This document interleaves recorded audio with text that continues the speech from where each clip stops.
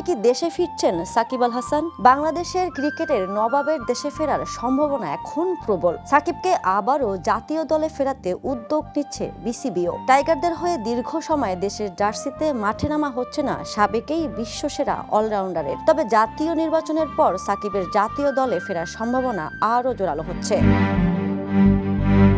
এর কারণ বিএনপি মহাসচিব মির্জা ফখরুল ইসলাম আলমগীরের দেওয়া এক সাক্ষাৎকার। গত বছর টি স্পোর্টসকে তিনি জানিয়েছিলেন সাকিবের জাতীয় দলে ফেরার প্রসঙ্গে। মির্জা ফখরুল বলেছিলেন, সাকিবের খেলতে পারার ব্যাপার তার ফর্মের ওপর নির্ভর করবে, সে ক্রিকেটে থাকবে কিনা সেটার ওপর নির্ভর করবে। আমি কখনোই খেলাধুলার মধ্যে রাজনীতিকে আনতে চাইনি এবং বিশ্বাসও করি না, সুতরাং যে যোগ্য সে অবশ্যই খেলবে। সাকিবের ফর্মের উপর নির্ভর করবে সেটা, এবং তখন সে ক্রিকেটে থাকবে কিনা সেটা তার উপর নির্ভর করবে।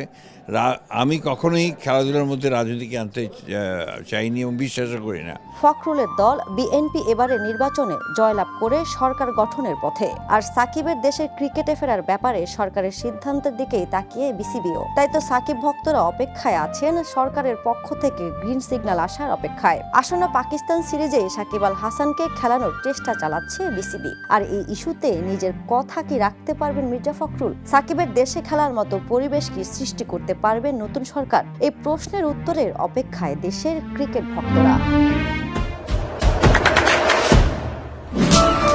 দেশে দেশে সবার সাথে দ্য নিউজ।